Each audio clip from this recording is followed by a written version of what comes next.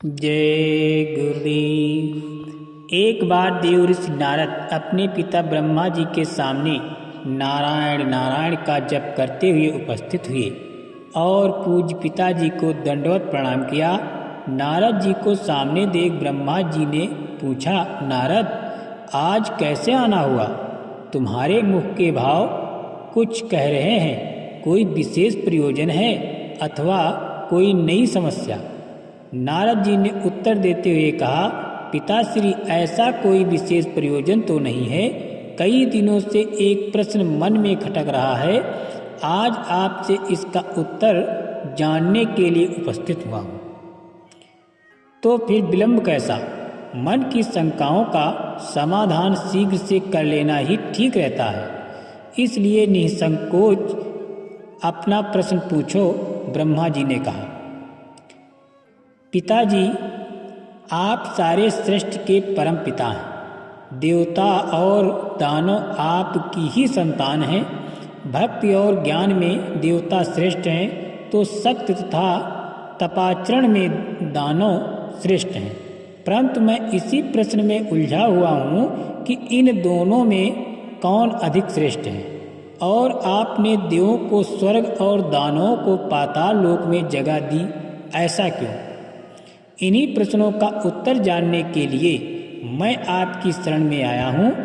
नारद जी ने ब्रह्मा से अपना प्रश्न बताते हुए कहा। नारद का प्रश्न सुन ब्रह्मदेव बोले, नारद इस प्रश्न का उत्तर देना तो कठिन है और इसका उत्तर मैं नहीं दे पाऊंगा, क्योंकि देव और दानव दोनों ही मेरे पुत्र हैं। एक अपने ही एवं अपने ही दो पुत्रों की तुलना अपने ही मुख से करना उचित नहीं होगा, लेकिन फिर भी तुम्हारे प्रश्न का उत्तर ढूंढने में मैं तुम्हारी सहायता कर सकता हूँ। तुम आज ही देवों और दानों दोनों को मेरी ओर से भोजन का निमंत्रण भेजो। कल ही हम उनके लिए भोज का आयोजन करेंगे और कल ही तुम्हें तुम्हारे प्रश्न ही देव क्यों स्वर्गलोक में है, दानव पाताल लोक में है, इसका उत्तर मिल जाएगा। नारद तत्काल ही असुरों और देवों को निमंत्रण दे आए। दूसरे दिन दानव ब्रह्मलोक में भोजन का आनंद लेने के लिए पहुंच गए और उन्होंने पहले पहुंचने के कारण भोजन की पहली शुरुआत खुद से करने के लिए ब्रह्मा जी से आग्रह किया। भोजन की थालियां परोसी गईं। दानव भोजन करने के लिए बैठे। वे भोजन शुरू करने ही वाले थे कि ब्रह्मा जी हाथ में कुछ लकड़ियां लेकर उनके समक्ष उपस्थित हुए और उन्होंने कहा, आज के भोजन की एक छोटी सी शर्त है।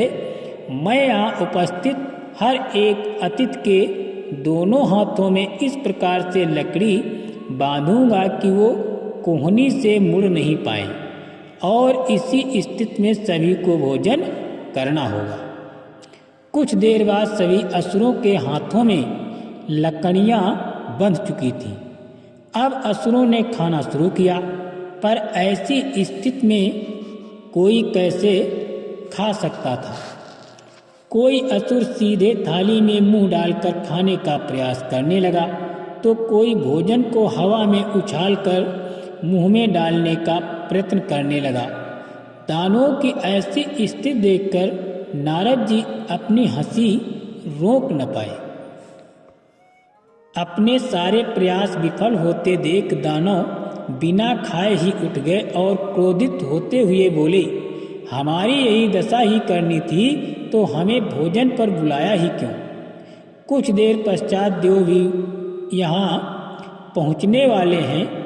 ऐसी ही लकड़ियां आप उनके हाथों में भी बांधिएगा, ताकि हम भी उनकी दुर्दशा का आनंद ले सकें। कुछ देर पश्चात देव भी वहां उपस्थित हुए और अब देव भोजन के लिए बैठे। देवों के भोजन मंत्र पढ़ते ही ब्रह्मा जी ने सभी के हाथों में लकड़ियां और भोजन की शर्त भी रखी। हाथों में लकड़ियां बंधने पर देव शांत रहे।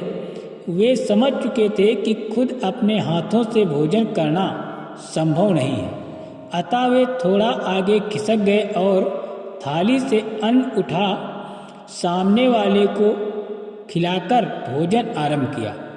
बड़े ही स्नेह के साथ वे एक दूसरे को खिला रहे थे और भोजन का आनंद ले रहे थे। उन्होंने भोजन का भरपूर स्वाद लिया, साथ ही दूसरे के प्रति अपना स्नेह और सम्मान जाहिर किया। ये कल्पना हमें क्यों नहीं सूझी? इसी विचार के साथ दानव बहुत दुखी होने लगे। नारद जी ये देखकर मुस्कुरा रहे थे। नारद जी ने ब्रह्मा जी से कहा, पिताश्री आपकी लीला अगाध है। युक्ति, शक्ति और सामर्थ्य का उपयोग स्वार्थ हेतु करने की अपेक्षा परमार्थ के लिए करने वाले का जीवन ही श्रेष्ठ होता है। दूसरों की भलाई में ही अपनी भलाई है। ये आपने संप्राण दिखा दिया और मुझे अपने प्रश्नों का उत्तर मिल गया। ब्रह्मा जी को सबने प्रणाम किया और वहाँ से विदा ली। मित्रों, हमें ये जीवन सिर्फ अपने ही स्वार्थ के लिए नहीं मिला है। यदि हम इसका उपयोग परोपकार के कार्यों के लिए करते हैं तो निश्चित रूप से हमें इसी जीवन में स्वर्ग की प्राप्ति होगी। यदि हम दूसरे को प्यार और स्नेह देंगे तो बदले में हमें भी वही मिलेगा। यदि हम अपने सामर्थ्य के अनुसार हमारे समाज के लिए एक छोटा सा योगदान भी दें तो ये अपने आप से एक बहुत बड़ी उपलब्धि के बराबर है।